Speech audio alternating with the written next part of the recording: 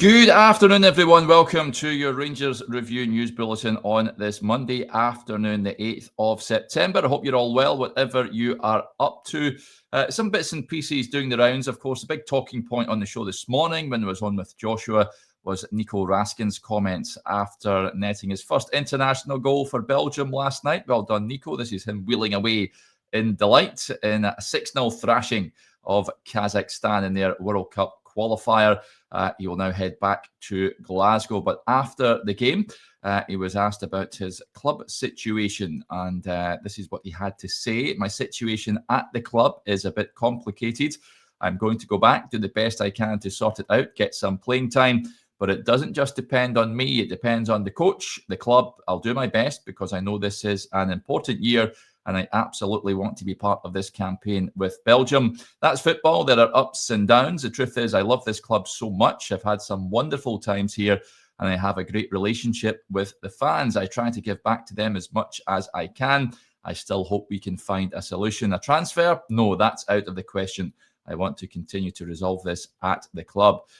So there you go, folks. What do you make of that? Nico Raskin speaking about his Rangers future. He will sit down with Kevin Thelwell and Russell Martin when he returns, and they will hopefully thrash out some sort of resolution to this current situation, which seen Nico Raskin watching the recent Old Firm game at home, which, isn't beneficial for the player or the club. I think we're all in agreement on that one, I would imagine.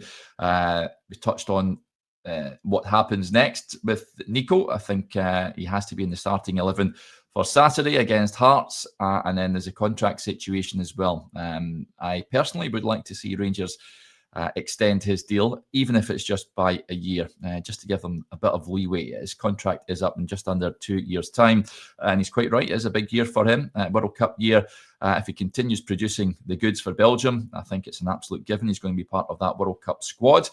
His goal, incidentally, was a tap in at the back post in that win. I don't think he'll score an easier goal, but well done, Nico. A fantastic achievement getting on the score sheet, and by all accounts as well, earning rave reviews for his performance last night. He was in a midfield alongside Yuri Tielemans and Kevin De Bruyne. Not bad company, you would certainly say that. Moving on from that, another player's on international duty is this chap here, Oliver Antman, and he admits he understands why the Rangers fans are really angry after a poor start to the season. He said, we knew what the situation was like and what the expectations were within the club. I've had to quickly get used to what everyday life is like in a passionate football city if the team doesn't play as expected.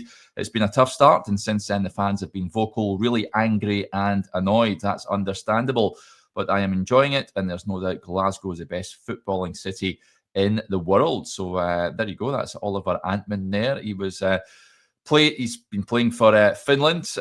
Recently, he came off in the second half as Finland crashed to a 3-1 defeat to Poland in their World Cup qualifier. So he too will be returning to Ibrox after that. And I think in terms of Oliver Antman, he came on and had a really good debut against Victoria Pilsen at Ibrox. And since then, he hasn't really set the hell out of light. It's fair to say. Let's hope he comes back and really shows why Rangers shelled out such a significant fee to bring him in from Go Ahead Eagles in the first place. And interestingly, on Antman, said it on the show this morning as well, Chris has got a great feature piece. He's spoken to some of his ex-coaches, and it's well worth a read. They talk about Antman and growing up and his footballing career to date up to his move to Ibrox, of course.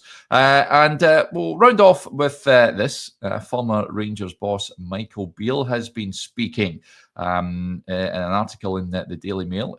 He's reflected on his time in charge of Rangers and also serving as Steven Gerrard's assistant as well.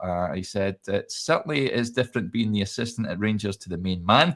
I had Gary McAllister, he's alluding to, and Steven to lean on for 3 years.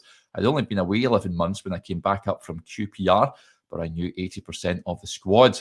Giovanni van Bronckhorst had done a very good job, so the first question I had to the board was why.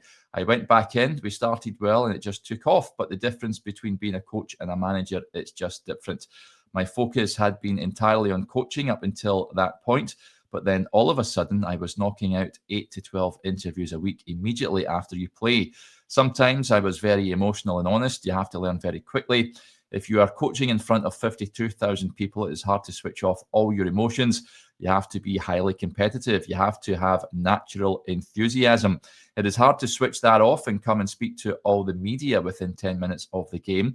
With a few more grey hairs now, I'm hoping to improve on it. There are mistakes I have made. We all make mistakes. It is part of being a human. I was proud of a lot at Rangers. The win percentage was strong. We went in so far behind, but had more points than Celtic in that period. But a lot changed. So yeah, that is Michael Beale speaking about his time at Ibrox. Of course, after Rangers, a bit of a shock. He immediately took the Sunderland job at the end of 2023. It was only lasted 12 games at the Stadium of Light. He's now assistant to Syed Al Shiri at the Saudi Pro League side Al Ettifaq.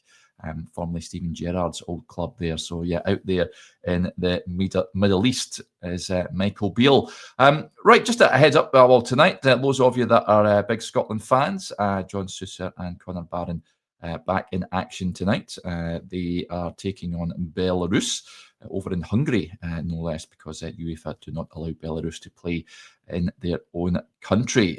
Let's just hope that all the Rangers players that are off representing their international clubs come back in one piece, because the match on Saturday is monumental for me. Rangers have to win that game.